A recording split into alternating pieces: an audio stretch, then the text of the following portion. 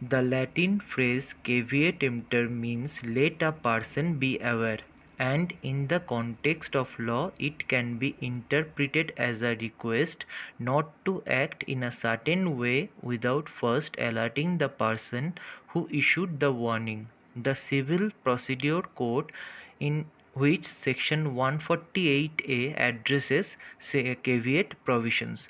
The court, in the case of Nirmal Chand versus Girindra Narayan, described a caveat as a caution conveyed to the court that no order or judgment shall be passed without giving notice to the caveator. The individual who submits a caveat is referred to as the caveator, and the person who has already filed a lawsuit or is likely to do so is known as caveatee. The order to prevent ex parte orders from being made by the court and to safeguard the caveator's interest, caveats are generally used. Additionally, caveat lessens the number of proceedings, which lessens the strain on the court and ends the dispute. People have the right to file a caveat under Section 148A if they suspect that a case against them has been or is going to be launched in any court of law. Under the following conditions, a petition may be submitted to lodge the caveat. When a lawsuit or legal dispute is still pending and an application has already been submitted or is scheduled to be made, or an application is anticipated to be made in the lawsuit that is likely to be instituted. Thus, firstly, it is always about an application in a suit of the proceeding, and secondly, that suit or proceeding can be in the present, which is already instituted, or it can be in the future, where a suit is not instituted yet but the same is expected. In all such situations, the right to lodge a caveat arises.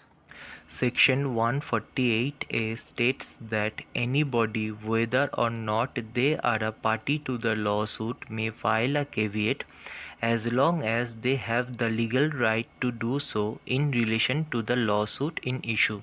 Therefore, if a third party is connected in any way to the case at hand, they may also file a caveat. However, as has already been mentioned, a caveat cannot be filed by a person who is completely unrelated to the matter, and Kattil Vayalil Parukum Koilor versus Manil Padikail Kadisha Uma established this rule.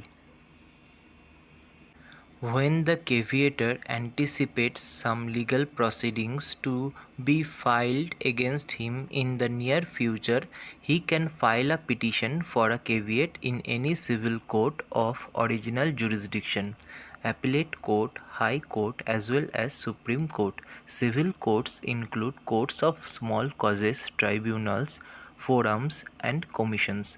However, in Deepak Khosla versus Union of India and others, the court held that Section 148A of the Code applies to civil proceedings only, and caveat cannot be made against petitions made under the Criminal Procedure Code or petitions made under Article 226 of the Constitution of India. Depending on the standards and procedures of the various courts of law, there are different formats for submitting caveats.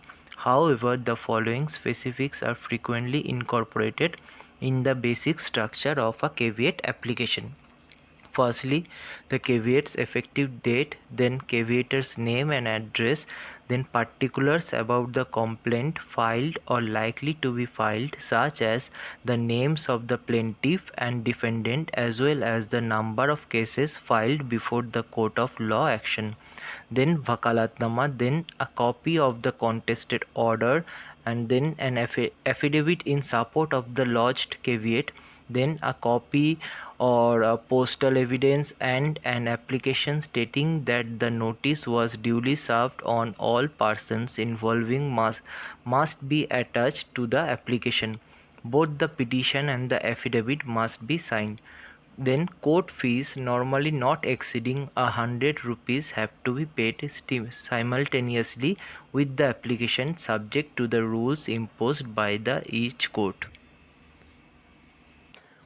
A caveat under the Code of Civil Procedure can be broken by filing an application to vacate or withdraw the caveat, and the application must be filed in the appropriate court and must contain specific grounds for vacating or withdrawing the caveat, and the court will consider the grounds presented in the application and may vacate or withdraw the caveat if it deems it necessary.